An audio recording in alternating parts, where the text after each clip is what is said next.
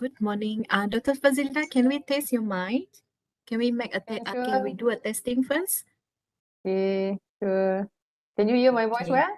Dr. Ju? Yes, we can see, we can listen to your voice. Yeah, thank you. You.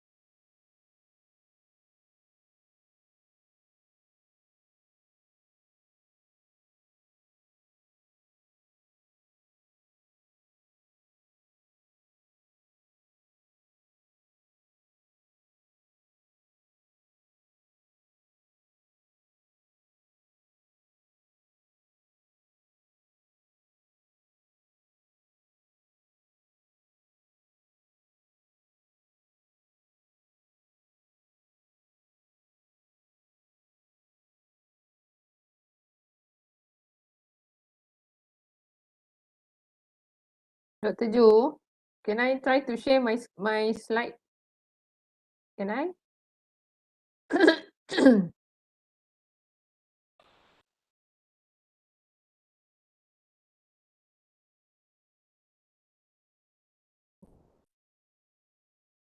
Yes, Dr. Fazlinda.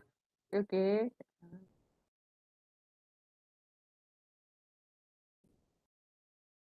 Okay.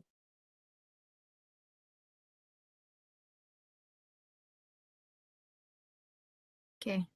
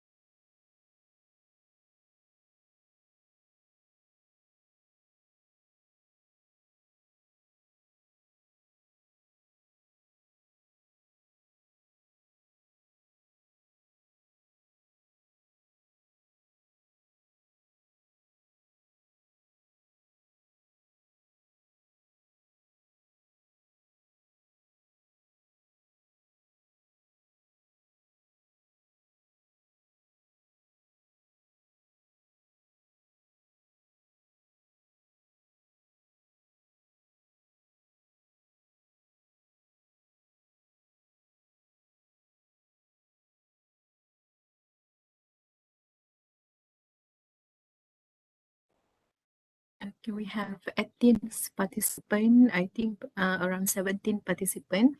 Perhaps we can, all of you can invite your friends, your, what we call your colleague, your postgraduate colleagues to join in. Yeah, we still have time.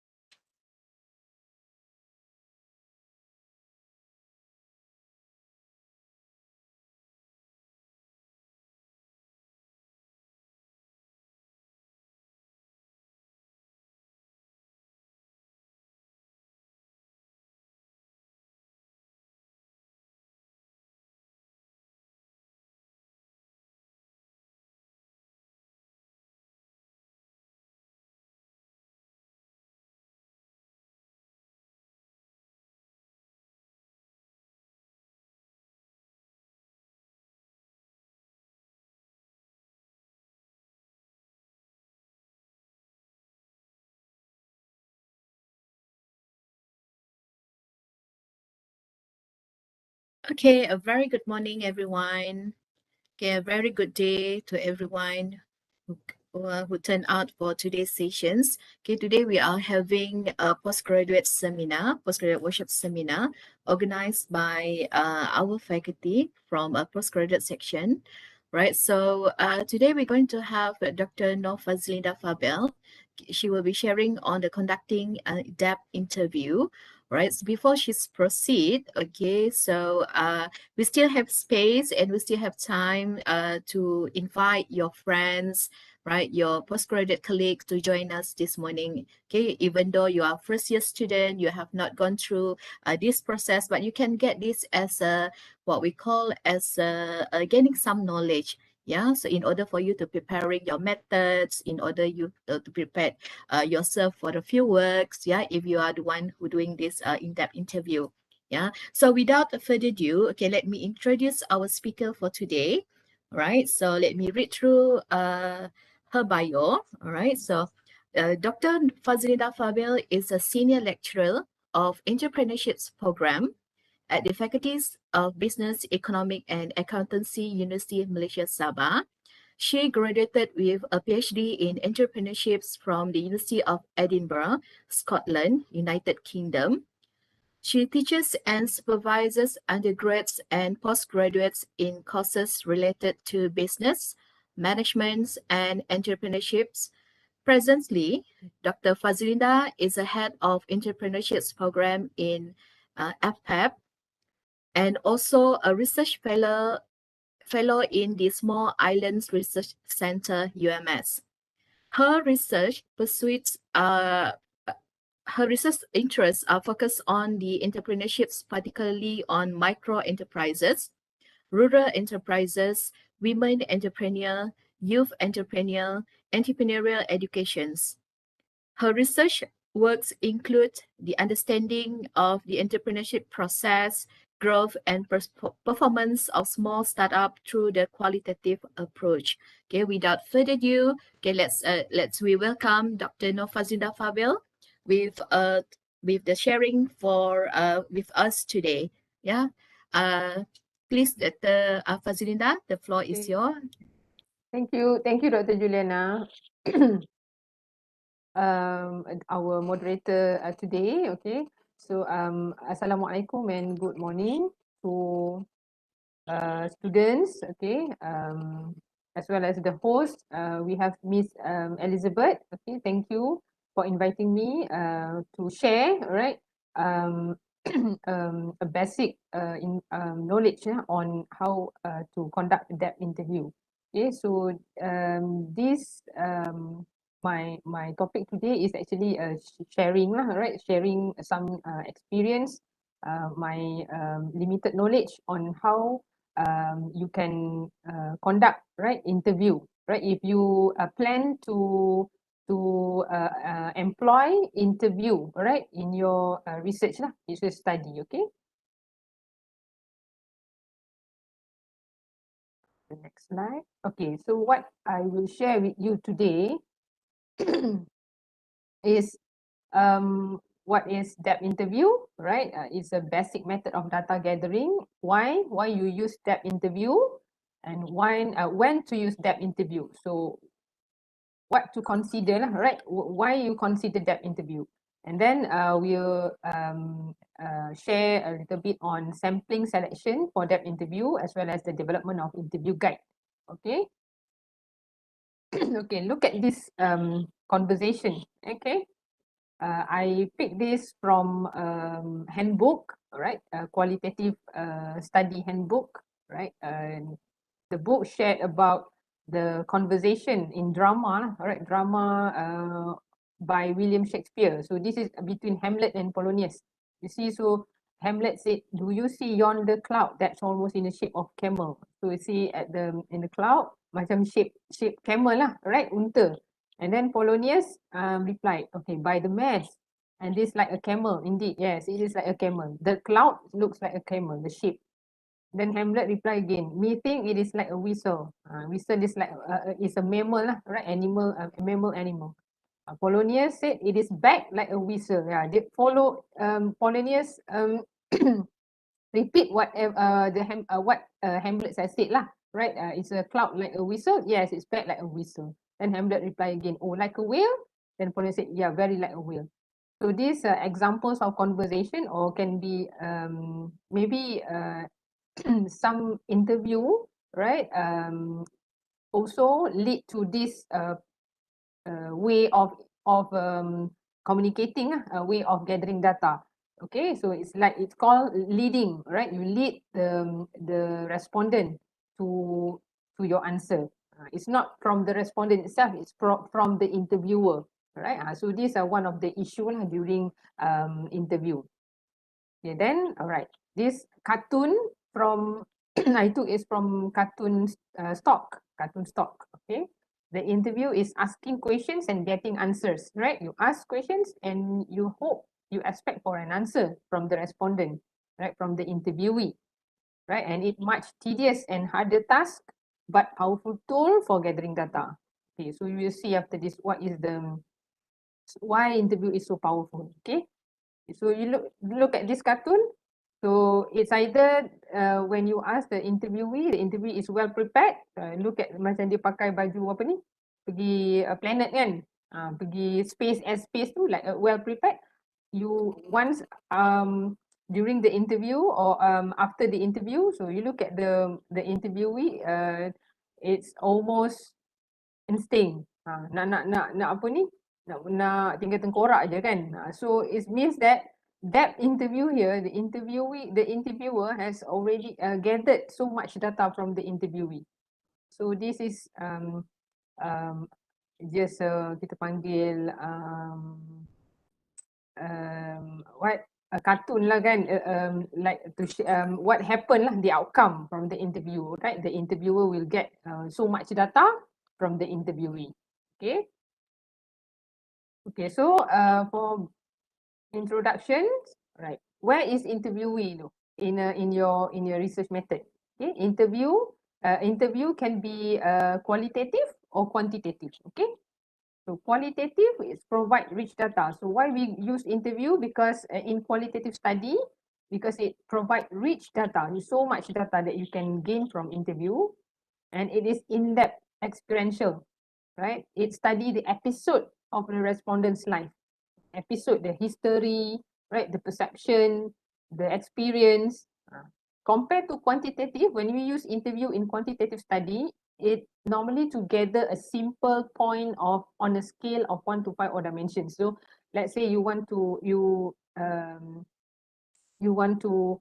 get perceptions on agreeableness, okay, whether they agree or not. You need to, in order to avoid or minimize the non-response error, you need to do face-to-face interview, for example. So that is examples of interview when we conduct it in quantitative study. You can conduct interview in quantitative study, but it's quite just to get their perception on the point of scale.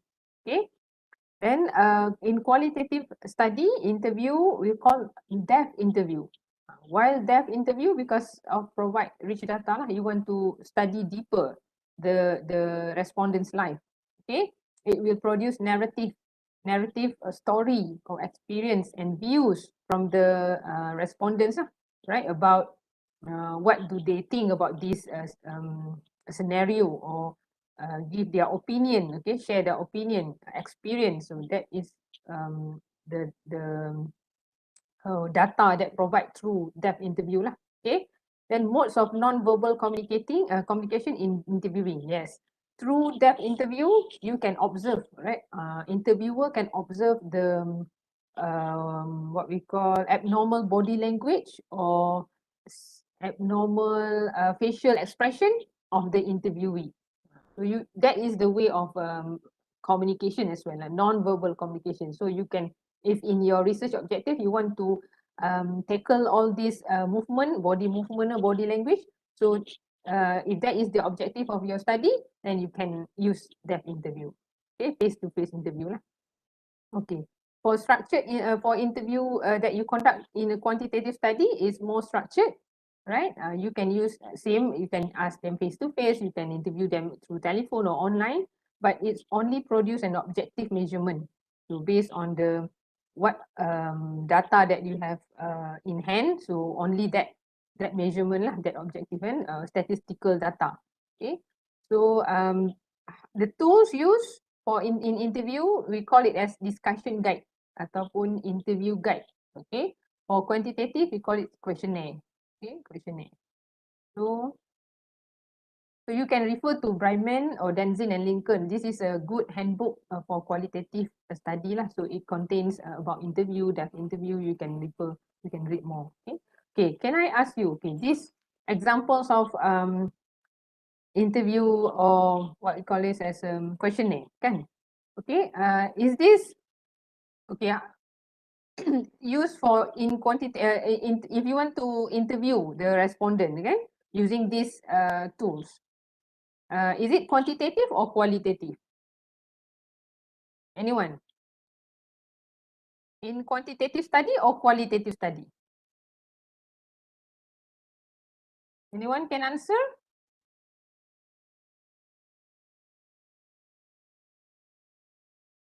If you were to conduct an interview, because you want to avoid non-response error, kan? So you interview face-to-face lah, face-to-face interview. So is this quantitative or qualitative? Zhang Liu Fang said quantitative, yes, right? Because it's a more structured. So you just ask, just follow this, the reason why I have chosen to be involved. So if you interview the person, okay, maybe because of you want to avoid the non-response error, so you have to interview face to face, kan? You interview. Okay, may I know why is you choose to involve in handicraft production, sir? Atau madam? Will depend. Okay, can you rate from 1 to 5? 1 is strongly disagree, 5 is strongly agree. For this first statement, right? Is it because it's a convenient way to make extra money alongside your other job? I give, okay, so the respondent say, okay, I give you 4. 4. Okay, 4 agree. Okay. So you circle 4. So that is examples of interview in quantitative study. Okay. So but this one, look at the way the question guide is. This is question guide. This is for qualitative study. Qualitative, right? Because you see the questions is open-ended. All right. What do you think of the factors that encourage a person to start a business? Open-ended. So unstructured, right? They can give any answer. So there's a probing here. How does the process of commercialization tend to happen, right? Focus on transition. So focus on transition means these are notes for the interviewer. So the interviewer knows. So try to focus on transition from non-commercialized. So these are examples of qualitative interview in qualitative study, right? There's a difference. Okay. So in a nutshell, what is step interview? So it's a qualitative research technique of gathering data that involves conducting intensive individual interviews, individual with small number of respondents to explore their respectives on a particular idea, program or situation. So it's a explore their perspectives, perception, experience, right? Their behavior, why is that they do that way, what are the reasons that they do that way. So these are you can use it depth interview to gather this kind of data. Okay. Okay, so why depth interview? Okay, you can ask me questions as I share the slide. Okay, boleh je interrupt, you can just interrupt me. Okay, why depth interview? Okay, normally student will in their thesis or in during conference kan, bila dia buat dia akan present, oh I use in-depth interview because it is low cost, it involve not incur so much cost, right, compared to survey for example, and but it's a time consuming. Okay, so that is okay, but the actual reason why you use depth interview is because of its inductive in nature. You want to study further, okay, deeper, all right. You want to understand, right, why people behave like that. Kan? So one of the most common powerful ways to understand social reality in its own terms. You want to understand the social reality in its own terms from the interview itself, interviewee itself, and respondent. Okay, then it's an interpretivism in nature. Hows of people life as well as the traditional what's the activities of everyday life. Okay, the how and the what. Okay, why pun boleh. Okay, and then allow free flow of data shared by participants due to its flexible structure. So very flexible, free flow. Okay, but there's a one kind of depth interview, dia ada structured dengan unstructured kan. Okay, kalau unstructured tu atau or semi structured is quite allow a free flow lah compared to structured. But after this we look at we look through what are the difference between structured and unstructured depth interview. Okay, but still it's allow free flow of data, right, compared to quantitative interview. Then the benefits of probing, not leading, it's probing. Just now the Hamlet and Pelanau's conversation is a leading interview. So this is probing. Probing here, when you try to, it's not like guide, try to encourage more response, deeper response from the respondent. Probing is good lah, alright? It's useful for developing deeper understanding about human being. Okay. Because some respondent they quite timid, right, to provide information atau share their experience with us kan, timid lah, macam malu, right, especially in terms of how they are doing in their business and based on my experience lah, when I ask my respondents is normally entrepreneurs, small entrepreneurs or micro entrepreneurs. So some of them are very excited to tell their achievement, right, in their business, but some of them, the micro entrepreneur, is quite timid, quite reserved to tell the story, the actual story with us. So we can use probing, all right, to encourage them, right, to share or to gain a deeper information, right, from the interviewee. Okay. Okay, when should we consider that interview? So you cannot just simply choose to conduct that interview without knowing why you need to have interview in your study. Okay, so the first one is when past research is insufficient or loose explanation to make assumptions about phenomenon under investigation. So there's a, you cannot make any assumptions or propositions, all right, about the phenomena under investigation. You don't know because lack of study on that, right? Lack of data, lack of secondary data. So you need to interview this person. For example, especially normally the expert panel, like key officials of in the government agencies. You need to ask this person because you cannot have that kind of information anywhere. You only can have the information, the first-hand information from key officials of the government. So you need to have interview. Okay, then you go for it. Okay. Then the second one, when there is a gap, unknown or mixed, unclear between research project and the current state of knowledge. So gap here means if you read the literature or theory, for example, it's like this, right? But currently, you listen to the news, right, in TV, what happened, what have been done by the government. So it's different from the theory, for example, or from the findings, previous findings, right? And you don't know what is actually happened. So you can conduct that interview, right? Then when there is a strong criticism on mono method based research, right? If you use mono method means you use only one method in your study. So maybe it's not adequate, right?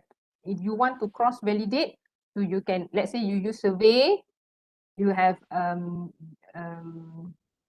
up with findings, right, from your survey, but there's some surprising result ataupun interesting result that you found in your survey, you want to study further, right? And if it's some researchers, they critics, right? If you use only one method in your study, so it's quite cannot be generalized or cannot be you cannot make any assumptions, good assumptions, right?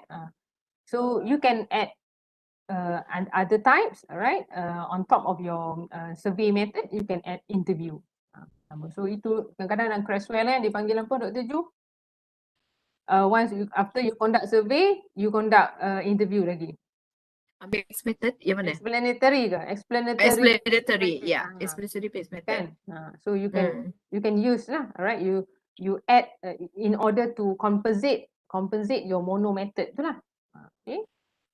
Then when the research wants to explore or investigate person's life, histories, experience, opinions, you cannot do survey, right? If you want to study the person's life, you want to investigate why and the how, right? You need to conduct interview. Okay. And then to establish themes for questionnaire development. Yes, this one, when you develop your questionnaire on your own yourself, kan? You tak adapt questionnaire from previous literature. So if you plan to develop your own questionnaire, you need to explore during your initial stage. So you can do that interview to develop themes or codes and categories in order for you to develop a questionnaire. Okay, so this is quite tedious work lah to do, right? The final one. Okay, kita panggil ni exploratory. You start with qualitative first, then you continue with quantitative. Okay. Alright. Any questions? Ada tak soalan? Don't be shy, ya. you can just ask me, how many of you here intend to do interview? Or no one dare to do interview because it's time consuming and very tedious work? Ada tak yang buat? Wendy, thank you. I love your visit.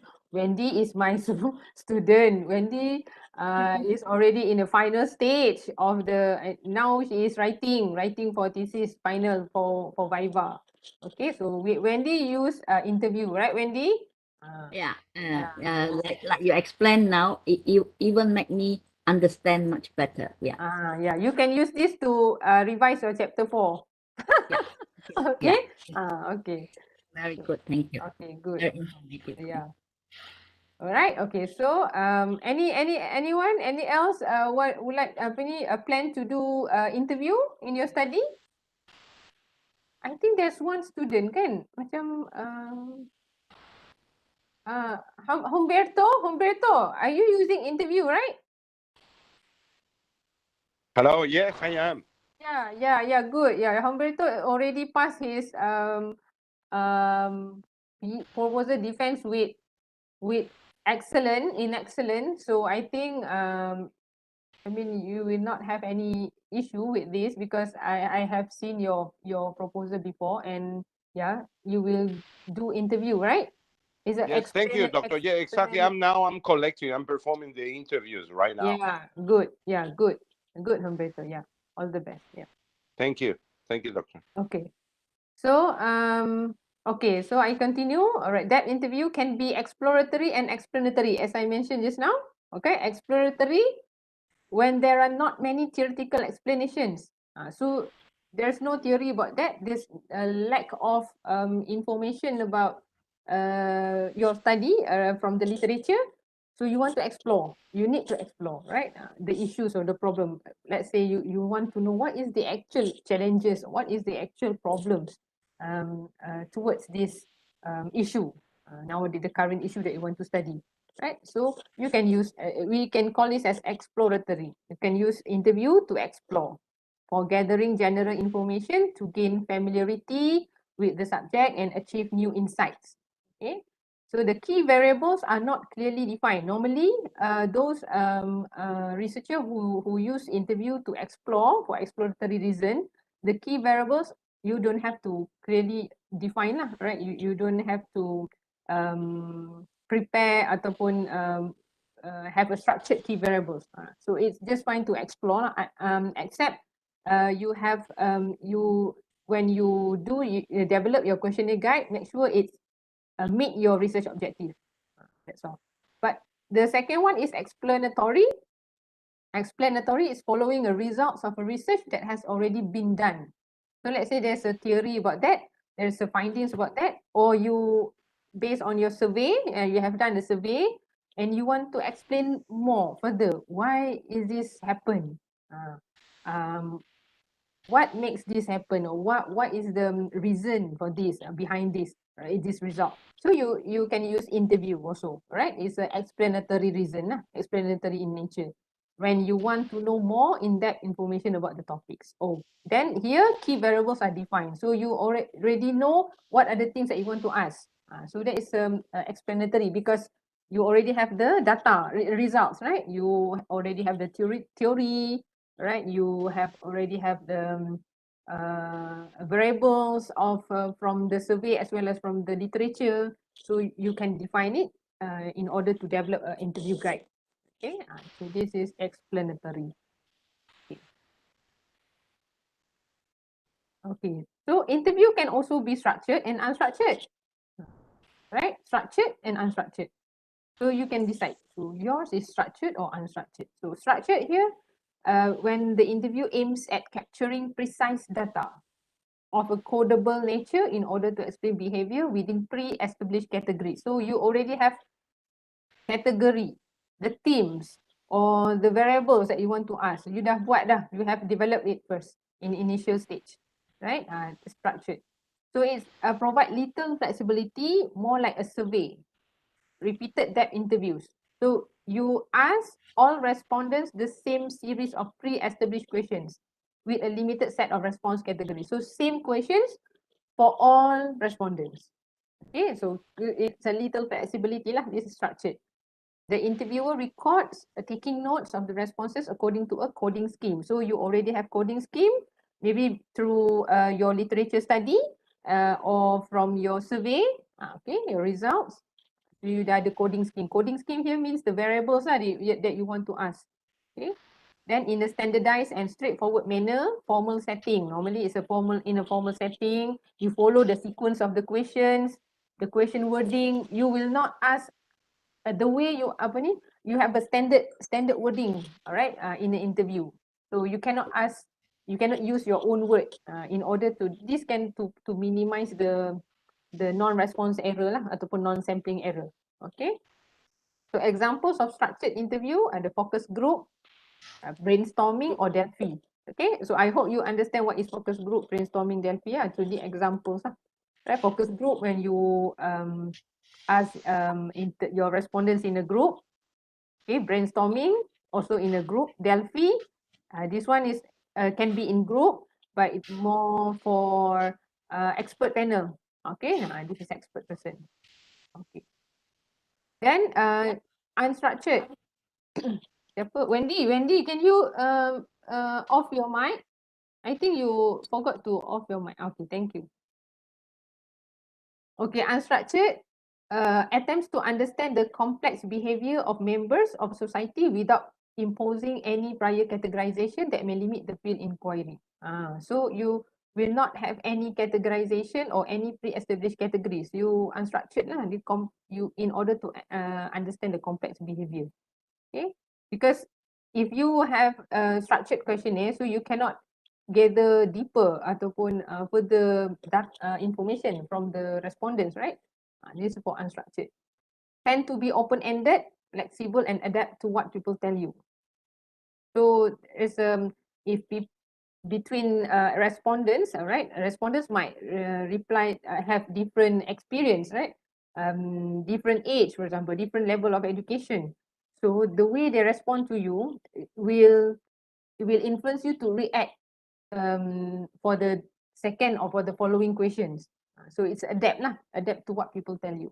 Okay. And broad topic area provide a greater breadth of data they normally use for pilot study. Okay, if you want to do pilot study, right, or sometimes to develop a propositions, you don't know what proposition here means. In qualitative, we call it propositions. Quantitative, kita panggil hypothesis kan. So kalau proposition want to develop proposition to test lah, right, to be tested, you need to conduct pilot study. So it's a more unstructured, right. So informal setting, field study, and natural interview type. Right, examples, key informant interview or ethnographic. This kind of unstructured, normally ethnographic lah. The ethnographer normally they use unstructured interview guide. Okay. Okay, so this I put some examples, right, to actually to differentiate what is between structured and unstructured. So structured, for example, I ask students in UMS, right? For example, like 40 students. Okay, I want to ask interview 40 students in UMS. Can you describe success in 3 words? So student 1, first student, happiness, rich, big family. Second student, money, flying colors, award. So only 3 words I say. Describe success. So this structured, okay, blah blah blah blah semua jawab. Tapi 3 perkataan describe success. So you see, this structured interview never get involved in long explanations of the study. Use a standard explanation. Standard. So you as an interviewer, you cannot like to deviate, right? In terms of sequence of equation, you have to follow the sequence of equation and wording. You cannot let other person answer for the respondents. Let's say the friends want to answer for her or teacher want to answer for the student. Cannot. Only the respondent answer your questions. Never suggest an answer or agree or disagree with an answer. Let's say when they say happiness, rich, and happiness means success or big family. Oh, big family. No, you don't have to agree or disagree with the answer. So this is structured interview. Never interpret the meaning of the question. Just repeat the question. Let's say the respondents does not understand the question that you asked just now, you just repeat. Okay. Never improvise, such as by adding answer categories or making wording changes. No. Alright. Normally ini structured interview ni survey. Okay. You just follow. It just looks like a survey. Okay. Alright. Unstructured interview. This is my examples of for my PhD thesis when I do unstructured interview. Right. You have here outline script or list of open-ended questions. Just a script, right? Outline ke or list, right? Open-ended to guide the interview in order to make sure all ROs were addressed, all research objectives were addressed. So again, when you develop a question guide, we call this as question guide, you need to look back at your research objective to make sure your interview guide answers your research objective. All the questions in interview guide is from your research objective. Must address lah. Okay. To avoid the conversation from turning towards more general discussion. Why you need interview guide? Because if you don't have, although it's an unstructured, but you still have the script lah, to avoid the conversation from turning towards more general discussion. So you need to be focused. That's why you need to develop your question guide according to your research objective. Okay. Can be semi-structured also, right? Not only driven by prescribed research questions, but also the perspective of participants. Yes. So let's say you have the research questions, but the way the respondents answer might cause you to change the way you ask them, right? Not like structured interview, you cannot change the wording. But this is kita panggil flexible, right? Unstructured is flexible. So that's why you have prompt here. You see, I put here prompt. Let's say they stuck there, they cannot answer. You can prompt them, right? Commercial or non-commercial, formal or informal. For example, you ask them, the handicraft producer here is my study, my PhD kan. What is how you currently operate your business? Alright, so they currently I'm part-time, for example. So okay, part-time. So we can prompt. Is it you registered your business, all right?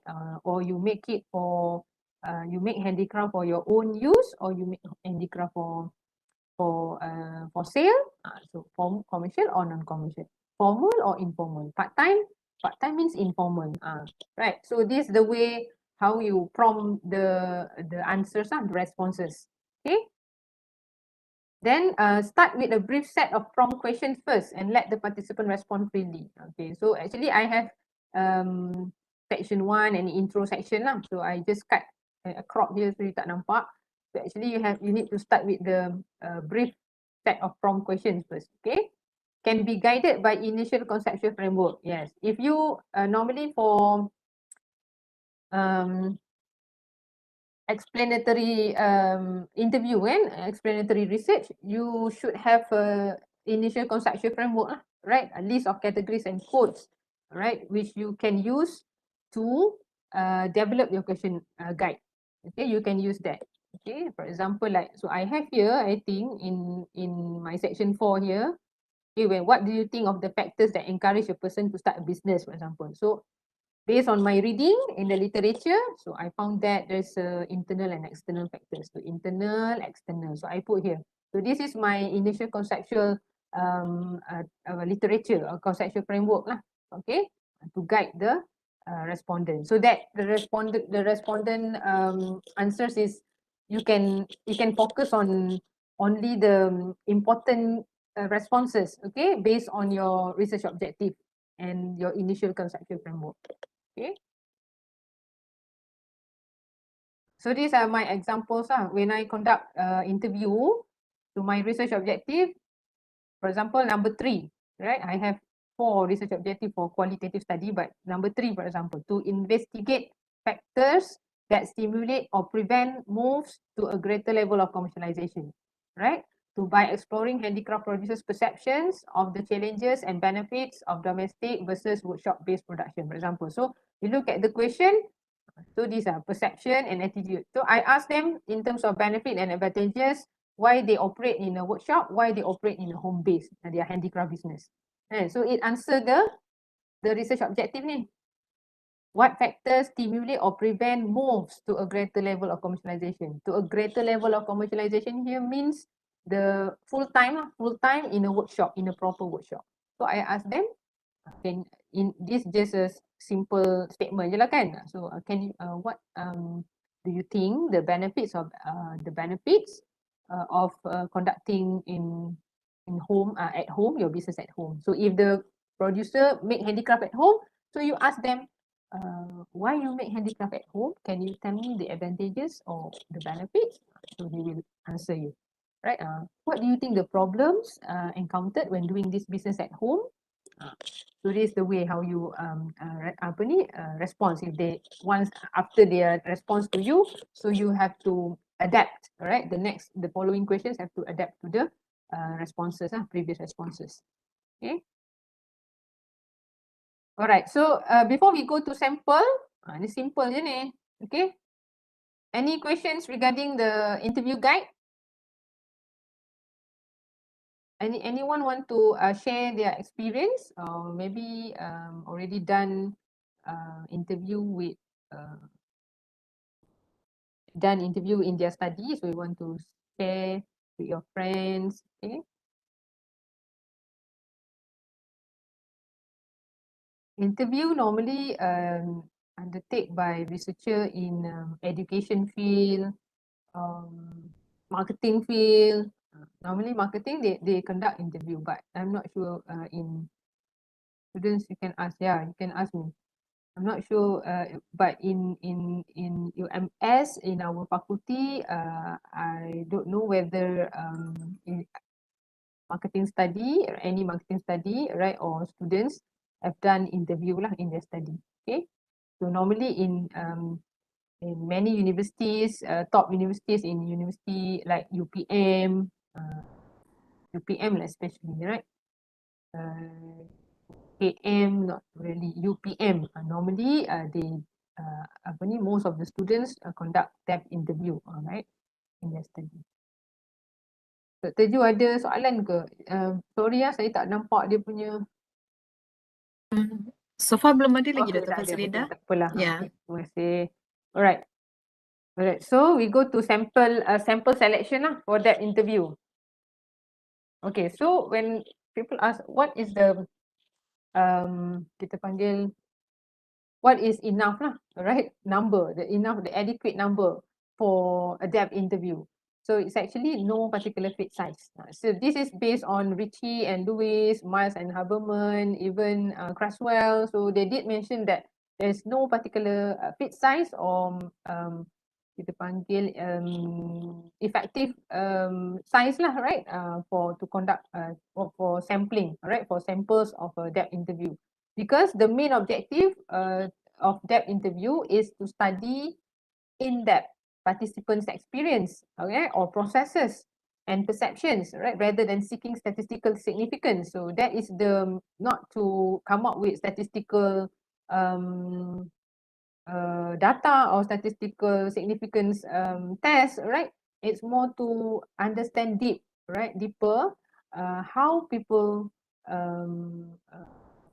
doing in their day life lah, based on your research objective kan, what the things that you want to ask in your research objective.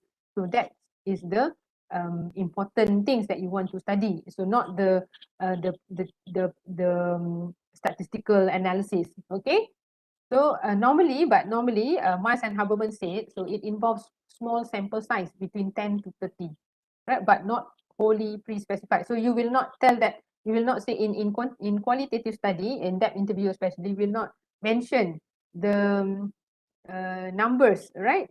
Not pre-specified lah in the beginning of your data collection. No, you tak cakap pun, you will not say that I will take 15. No. So it's just that between 10 to 30. So I plan to conduct the interviews with this person from this, all right, about between 5 to 10, for example, you say, kan? Okay, boleh juga. And then when it is enough, so depending on the saturation point, where concepts have been fully explored, right? When no new insight are being generated. Let's say you already interviewed with 10 people. So all these people provide quite similar insights, right, towards your study lah, towards your questions. So you can stop. You can stop and you can start to analyze the data. Kan? So fully explored when no new insights are being generated. Okay, sebab yelah once people how do you know there's no new insight? Because that's why once you conduct that interview, you finish conduct one that interview, you need to transcribe first. So directly after you finish one interview, you have to transcribe. That means you have to type all the interview record, okay, into a document lah, Word document, to see to actually identify, right, the insights lah, right. Then you buat lah macam initial, kita panggil initial framework ataupun initial theme, right, of course, what have been you covered, right, based on the first interview. Then you do the same thing for the second interview. So you cannot just after interview, you cannot leave the interview in your recorder, right? You need to transcribe it directly. Straightforward, you transcribe. Okay. So that's once let's say the interview, the fourth interview, you found that there's no new insights. Ataupun the 9 interview, so you can stop. Okay. Sampling validity consideration. Okay, when there's a study ataupun bukan study, in my previous, I attended one my friend's Viva ke, pre-Viva actually kan. So the examiner asked, okay, about the how to make sure because your samples is not representative kan. So how to make sure your sample is valid, your study is valid in terms of validity lah of sampling kan, because the sample is not representative enough kan.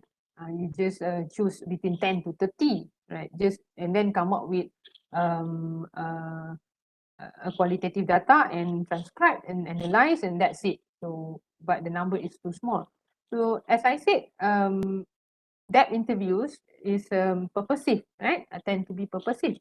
That's what, because why purposive here means you you do that interviews based on the question guide is based on the research objective and research questions. So purposive.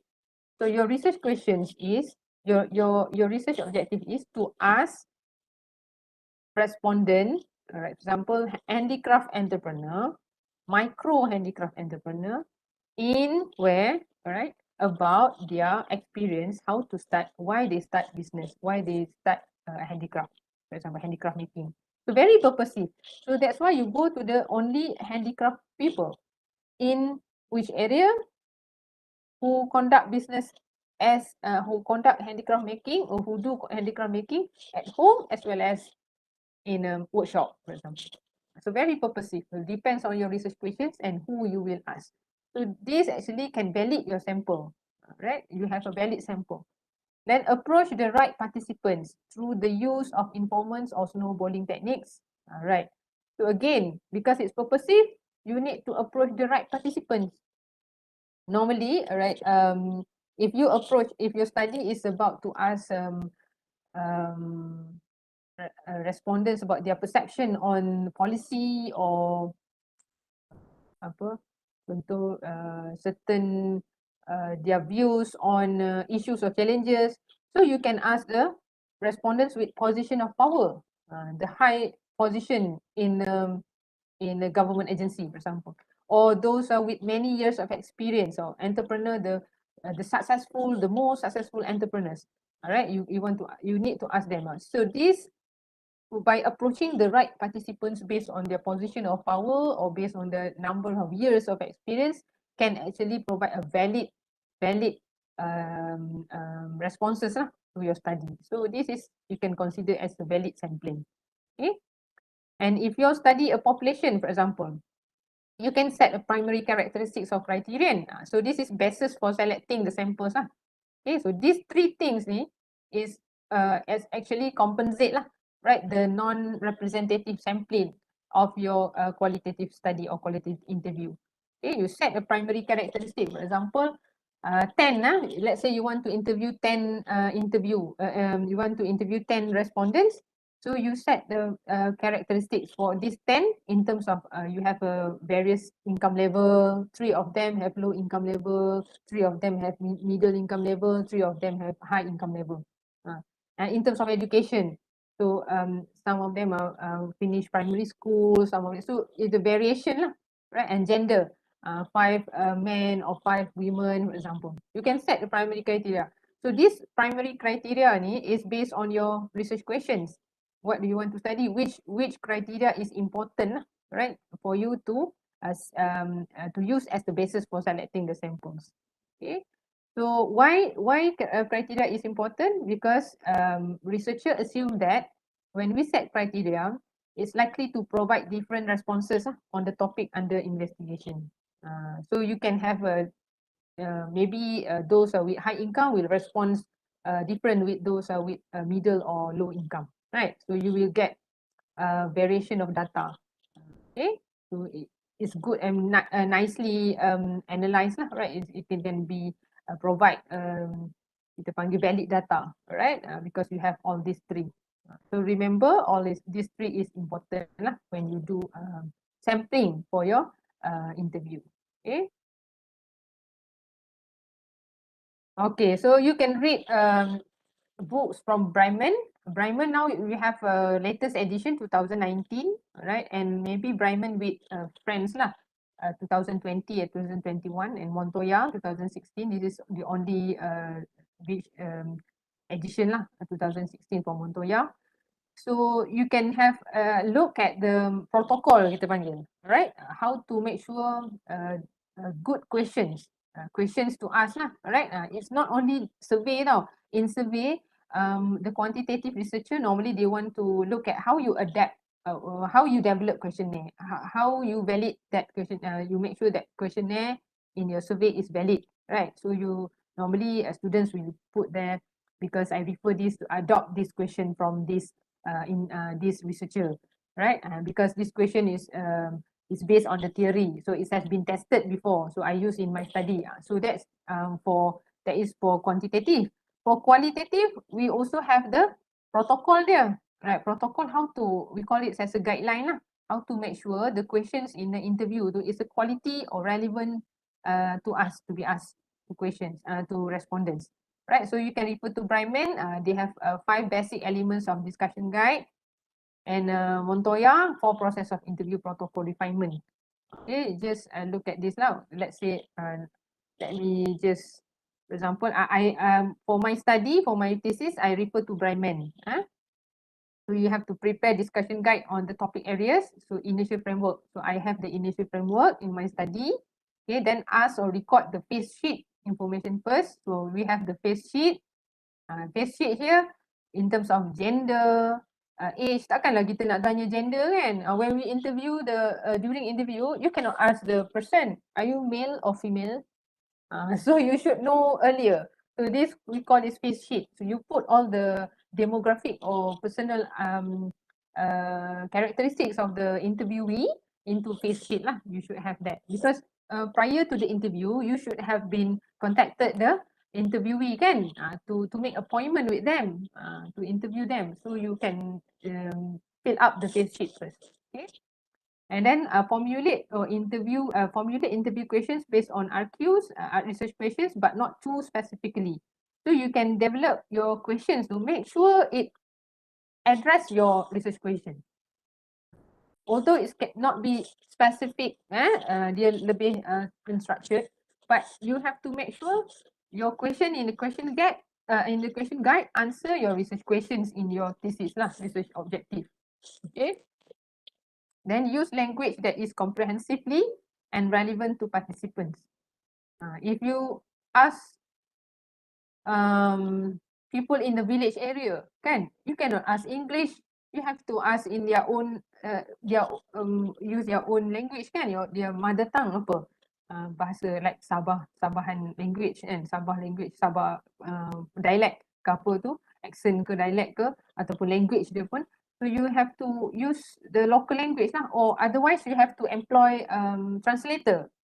Like me, when I was conducted my interview with the people who make handicraft in Kota Belud, so most of them are Iranun kan, Iranun. So Iranun dengan siapa lagi ya, Dayang Safrina, Dr. Dayang pun ada terlibat. So Dr. Dayang and my other friends, they willing to help me, right, to translate, right, what these people said, alright, how they answer, to translate my questions to the people.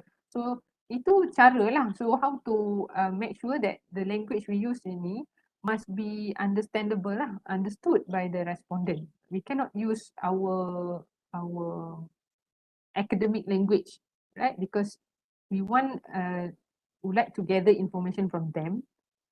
So we have to be adaptive. We cannot be like you cannot even tell them that you are somebody in this office or in this agency. You cannot say I'm the officer or president of this agency. So I would like to ask you a question. No, you are as a researcher, right? You are a researcher, you are a student. So you conduct this study, you want to gather more information from you because you have the first-hand information which can provide me response information on this. So I would like to hear from you. So this is the way how you can gather more information from the respondent, right? Otherwise normally dia orang ni tak mau ni bagi information, right? If they know that you are somebody lah in the agency ke mana, right? So then do not ask leading questions. Do not lead. You can probe, you can prompt, but don't lead or guide. No. Okay. So this you can refer to Montoya as well. Okay. Ada tadi consent form ke saya buat?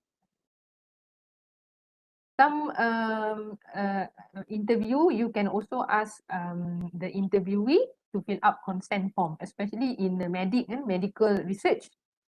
I did some, I have experience in conducting interview under grant, a government grant for cervical cancer research. So you will have to ask the passion of yang cervical cancer kan. So kita tanya dia. So firstly we have to ask them to fill up a consent form, right? So that means in the consent form said that they're willing to provide information and the information is strictly will be treated confidential, right? So will not disclose the information that they provide to us. So it strictly for research purpose. So that's the way lah how we do a consent form. So if you gather information, secret information of private and confidential information from the agencies or from individual, you might have this consent form. So it's an ethical, right? You have to follow the ethical conduct of how to conduct a interview. Okay. All right. Execution of deaf interview. So now you execute, you have to, when you do a deaf interview, you have to consider these 3 stages: before, during, after.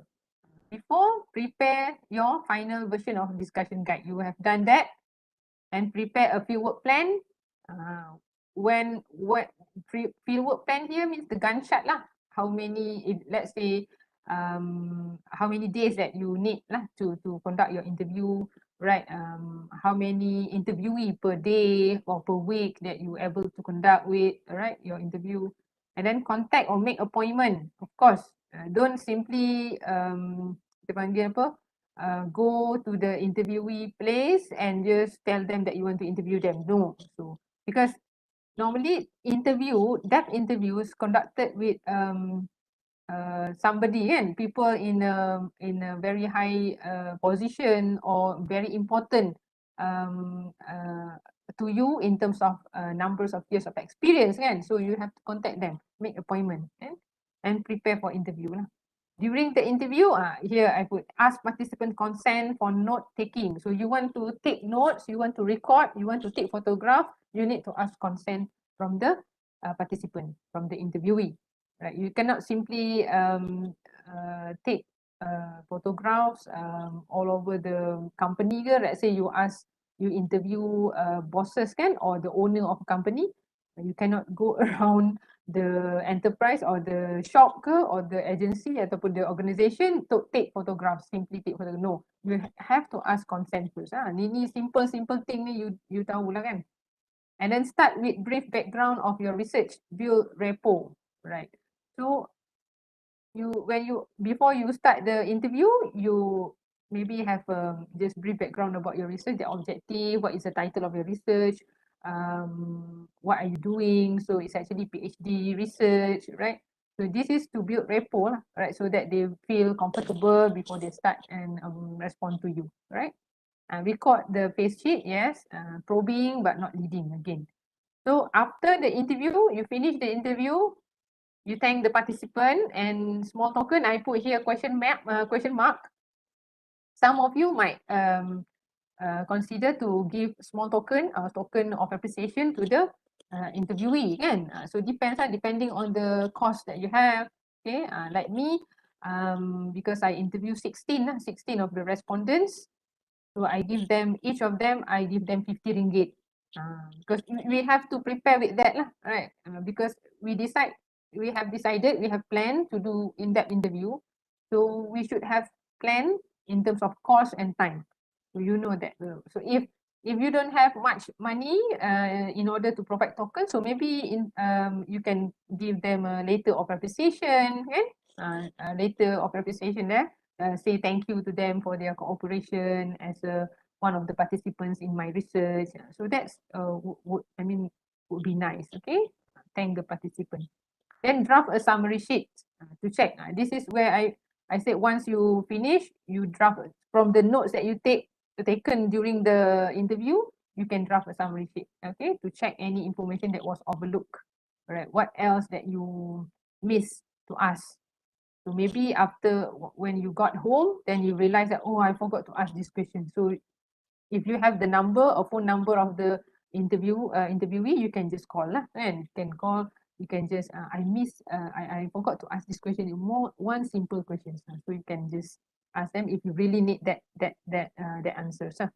Then you can transcribe the voice file into Word document, and then you can start analyzing data. So this stage, analyzing data, is the most tedious stage lah. Okay, that's why I say just now, once you have the first interview, you can directly transcribe, right, the first interview, in order to avoid. So if you, when you wait, right, the postgraduate kan kita panggil, so it will cause difficult. So because you tak ingat dah, you cannot remember the questions that you ask the moment the things that you ask, the conversation with the respondents too, will be fresh in mind right after you finish first interview, so that you can easily for you to transcribe. Okay, so now analyze data kan. Bila analyze data, for qualitative data, it provides you can provide data like this lah. This is the way how you write a qualitative data. For quantitative, of course, you will have percentage here, and then you will have a diagram, statistical kita panggil apa, graph kan, ataupun table, composite table. But for qualitative data, is a story, a narrative. Example, some of the respondents, number 6 and number 8. So number 6 here, who? Part-time domestic male.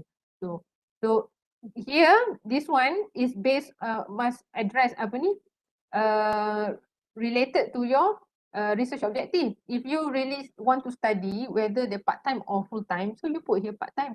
Whether domestic or workshop, so you put here domestic. Male ke female, so female, male. Low income or low income, put here. So this is for you, a note for you, to you lah. It's like a note, so that you remember number 6 is part-time domestic male. Okay, so you tengoklah sini, the way I put here, I write how I write a data, qualitative data, right? I mention about who said what. For example, some of the respondents, interview number 6 and 8, perceive producing in a workshop is costly. as high capital. Some domestic processes mentioned operating in the workshop could be realized to blah, blah, blah, as stated by 2 of them. So because I mentioned here 6 and 8, actually it's more than 2, but in reporting, in your thesis, you can report the most, kita panggil apa? Relevant lah, the most relevant transcript ni kita panggil transcript into your thesis. The rest tu kita boleh simpan di appendix kan. So number 6 said like this, number 8 said like this. Okay. So this is the way analysis lah data, how we analyze a depth interview. In today's sharing is just for how to conduct depth interview. So maybe in the next workshop, I think you have another one more workshop, right, with Dr. Tini, I think. So Dr. Tini is going to talk about how to analyze qualitative data. So maybe you can listen to next speaker lah after this. Okay. So this next stage will be more tedious, as I said. So you transcribing all the transcribing of interviews, developing categories and codes. All right, analyzing the codes categories too. So this is much more tedious than conducting a interview. So I think this is the reason why students neglect ataupun refuse to do interview kan, because it's the time consuming, and you need to, because it require you to use your own judgment. You can use your own judgment, but must be supported with the data lah, all this data, right? For quantitative, you have the literature first, then you give your own judgment, right? You can synthesis lah with the literature ataupun previous study that you have read. But for qualitative, if you want to make your judgment on the script that you have to support with the evidence of the transcript. So if you said this, where is the evidence? This is the script, like this. Okay. So of course you have to have the you need to have the codes and categories, okay, to see how to develop a thematic diagram.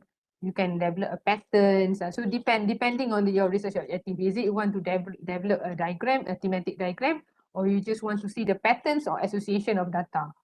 So it's depending. Okay. Alright, so that's all from me. Just a sharing session lah kan ni. Bukanlah nak mengajar. So it's not that I want to teach you or what. It's just a sharing session based on my experience. So if you have any questions, just tell me. I can ask me. I stop sharing lah. All right. Thank you, Dr. FZLINDA, for such an informative sharing today. So we'd like to open the questions. Is there any questions from the audience, from the participants, from the postgraduate students? Yeah. Is there any questions you want to ask Dr. FZLINDA? Or if you have any what we call experience, or is there any sharing that you want to share with us this morning? Yeah. Can we open to everyone? Tanya. Ya, boleh tanya. Humberto, Dr. FZLINDA, what apa ni, cadence tools do you recommend? FPEP.UMS tool do you Yeah. recommend? Yeah. Depending on your research objective, Humberto, what is the reason of having this interview? Hello, doctor. Well, Yeah, because hello. I want to find out in which way local businessmen, local in Sabah, use financial services. Yeah, Understand their perspectives. Yeah. How they use, why they use, in which way using any given financial service is helping the business in the performance of the business. Okay, so you are using this CAQDAS, I mean computer assisted. Well, at the moment, to be honest, I'm between Atlas and Vivo. Okay. I'm to choose one of them. They have here. Yeah. Okay, so okay. I've learned about NVivo. I'm not really good in Atlas, but for me, it's not that which tools that you are using. The important part is how you develop or how you analyze the data. It's not that because sorry to say, Humberto, I'm a paper and scissors type of person. I'm not used or like to use an computer edit upper system That's all right. data. The important thing is where to which codes or categories or which script that you think that is important to your study. Because you the one who make your judgment to put that in the Atlas, in the Endeavor. Right? So when it's not about the tool, it's about your decision on how to select, all right, which script or which what we call as apa Dr. Tini kita panggil what transcribe what transcript atau what script lah in the interview tu which is important for you based on your research objective. It's not the tool actually. The tool is the tool can help you to minimize your work. Okay. The important thing is your judgment based on your readings lah, your understanding about what terms, right, ataupun script and transcript ataupun the codes and categories that you want to develop. Okay. All right. Thank you. Okay. Thank you, Doctor. Can I ask you one last question? Yeah. What kind of method process you recommend for data validity? Okay, data validity. You want to make sure that your data from the interview is valid or not, is it? Yes. Okay. All right. Is it from how you analyze the data or the responses? The responses that you have get from the interviewee, it is valid if you use you ask from the right person. That's how you check the validity of sampling, right? But validity of that data analysis is different, right? For data, the validity of analysis of data is, let's say you said that these responses, you put them as lack of financial resources, for example. You quote them as lack of financial resources or lack of support. So why you quote that transcript as lack of support? Because based on the definition that you have read in the literature. For example, first, right, you can check the validity of your analysis, validity of your codes and categories. First, definition from literature. Second, from expert panel, expert person. You can ask, for example, researcher who have done in that area, or you can ask people in a very top position in your study, right? In your field, right? Financial agency, you can ask them whether this code, whether this transcript is about lack of support. You can ask them to validate that. These two ways lah. One of the ways, right? These two ways. First is based on definition in the literature, right? Support by the literature. The second thing is from the expert panel, right? You ask the expert panel. So that one is for data analysis. But in order to check whether your responses is valid or not, I have mentioned just now, right? So you in my slide, first you have to make sure you ask the right person based on your research objective, the right person. Second, must be purposive lah. Purposive is address your research question. That one second. The third one is you use basis of selection. What is your basis of selecting your sample? You must have a basis of selecting your sample. Why? How many sample that you interview, Humberto? Well, at the moment, doctor, I already interview around 13 people. 13? And what I noticed Wow. is that I'm getting saturation depending on the industry. Mm. For example, Yeah. retail people, very easy to reach saturation in 2 or 3, Yes. and so on. Yeah. So what I'm planning, I don't know what your opinion is, because I believe that this method is very useful, especially now. Because Yeah. in my case, I got certain subjects and elements from the literature, Mm. which Yeah. happen to be very different on the current situation. Mm. Very different. Already changed the literature, Mm. the Yeah. theoretical, because COVID changed everything, True. just for Yeah. example. Yes. So this kind of approach is very useful, especially now. So Mm. at the moment, I don't know what your opinion is. I'm going to try to get 2 or 3 people from the most representative industrial economic activities in Sabah. Retail, agriculture, we don't have industry, tourism. Tourism completely changed, didn't it? Mm. Yeah. If you think that is important, right, in your study because it's under your research objective, then you need that. Then why not? Yeah, you can ask from opinion from that respondent. Okay. So All right. Dr. Tini mentioned here as well. Rules of Kerlinger and Lee. Yeah, researchers should build their categories according to research problem and purpose. Betul. Yeah, correct, Dr. Tini. You should have your own categories according to research problem and purpose, your research objective. This is the pre-established category lah. Make sure the categories are exhaustive. All right. Mm. Thank you, doctor. Yeah. Thank you, Dr. Tini. So Thank you. Yeah. Thank you, Habato, for the questions. Is there any questions from the audience, from the participant? Yeah. Please take this opportunity to ask the Yeah. questions for those who are in the process of designing your methodology or designing your proposal. Yeah, or you already chosen this qualitative method as your what we call qualitative approach as your method. So you can ask to get yourself ready for the fieldwork. Yeah. They Is just there any ask nanti, questions? I think they are very, they can't wait for the data analysis ni, qualitative. Dr. Tini. Yeah.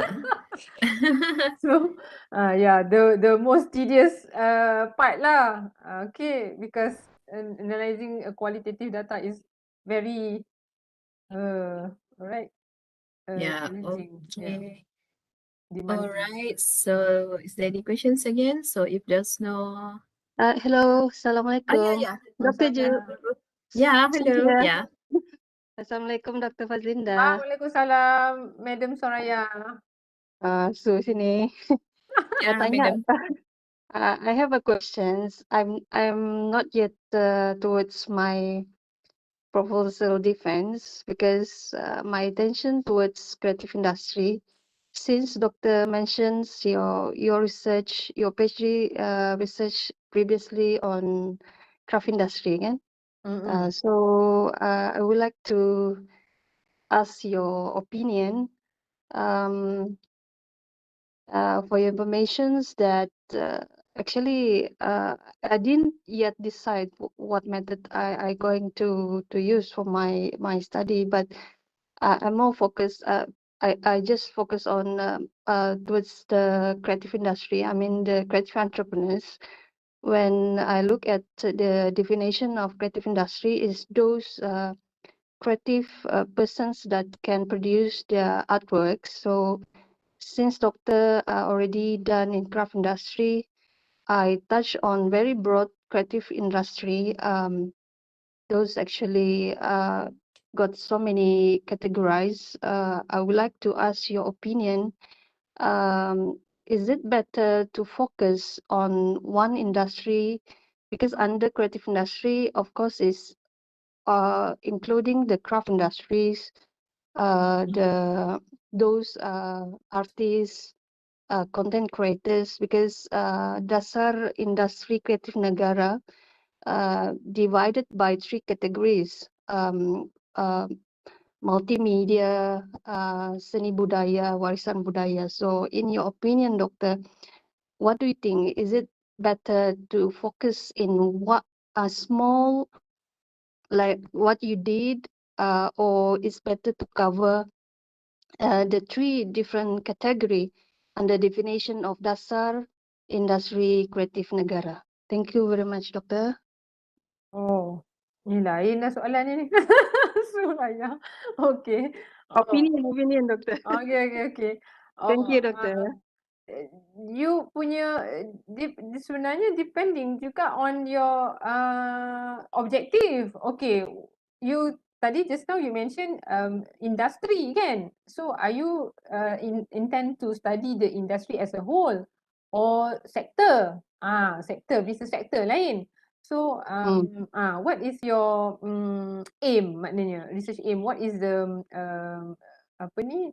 The issues or problem that you have encountered in creative industry. So kalau in kan dia adakah creative industry as a whole semua ada masalah tu.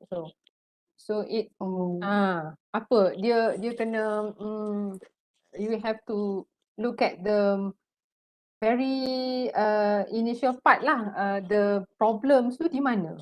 Macam tu kan. So is it industry or sector? Kalau sector Because yeah, Doctor, because when I read kan creative industry is very huge kan. betul. So I think it's too ambitious for me to cover everything. Kalau industri memang normally for PhD thesis kan kita kena fokus kan. Kita kena we have to choose one sector ke normally macam tu. Right. Macam SME pun if you study SME so yang mana micro ke small ke medium and then which SME kan. Kita tak study manufacturing ke macam tu. So kalau macam saya craft sebenarnya handicraft tu jatuh bawah is it actually under tourism. Saya study tourism industry craft macam tu. Dia banyak kan. You craft industry lepas tu craft industry banyak kan. Ada multimedia tadi you cakap ada budaya seni budaya. Tu lain pula. So saya tourism sector lepas tu bawah tu ada sikit handicraft. Macam tu. So then handicraft dia bukan handicraft marketing. Saya tak ada kena-mengena marketing. Handicraft lagi handicraft producer. Dalam handicraft producer lagi di Kota Belud saja. So that's the way lah. So kena decide. Tapi kena tengok you have to look at what is the apa ni macam problem, the issues lah, the main issues. Tu kat mana kan? Thank you very much, Doctor. Thank you very much. I'm so happy to get all the best too. thank you, Doctor. Stay safe. Thank you. Right. Thank you, Madam Soraya, for the questions. So is there any question? Ada lagi soalan daripada participant daripada postgraduate students? Alright. So kalau tak ada soalan, if there's no question, right? Let's we end this session with a photography session, right? So we minta persediaan yang ambil gambar, right? So we welcome everyone to switch on your camera, switch on your video, right? Minta persediaan Puan Elizabeth to take our picture. Ramai orang Kuala juga, Dr. Jenny. We have a many researcher here. All right, so we welcome everyone to switch on your camera. Right, so Madam Elizabeth. Okay, boleh. Baru tidak ramai yang buka kamera ya. Please switch on your camera. 1, 2, smile.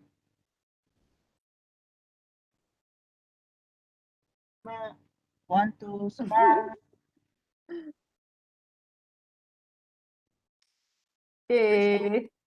Freestyle, 1, 2, Freestyle, smile. okay. Okay, thank you everyone. Thank you. All right, thank you. On behalf of postgraduate sections, FPEP would like to thank Dr. FZLINDA for this informative and this for these sharing sessions. We hope that all the students or the postgraduate student, you have gained this knowledge. And perhaps if you have any questions you want to ask Dr. FZLINDA, you can email her directly, through her email. Okay, I will write down her email here. Right, perhaps you have any questions you want to ask. Dr. FZLINDA, you can email her personally.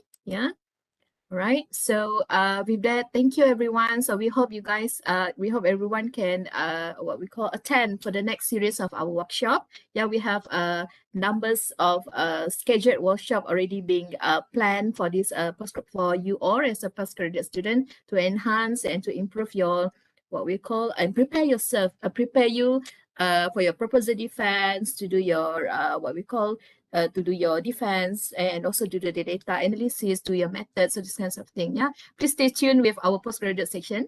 Right. So thank you everyone. Have a good day. Yeah. Thank you. All the best. All the best. Yeah. Bye. Thank you everyone.